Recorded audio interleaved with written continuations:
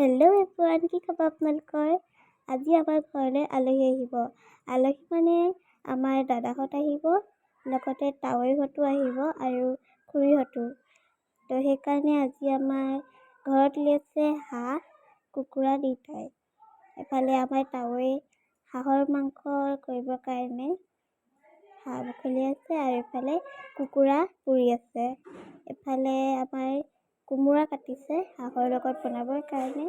তো এইফালে হাঁহ মাংস বনাই আছে।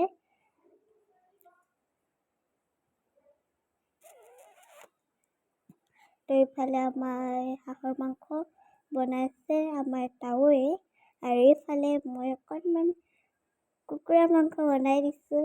মই বনোৱা নাই, জাষ্ট এনেই অলপমান লৰাই দিছোঁ।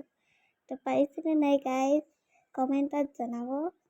তো এইফালে আমাৰ হাঁহৰ মাংস হ'বলৈ লৈছে, আৰু ইয়াৰ পাছত আমি সৰু ল'ৰা ছোৱালীবিলাকে প্ৰথমতে ভাত খাই ল'ম। এফালে আমি খাবলৈ লৈছোঁ আৰু তাৰ পাছত আমাৰ মাহঁতে খাব মিলি পিনি। তো আজিলৈ ভিডিঅ'টো ইমানেই।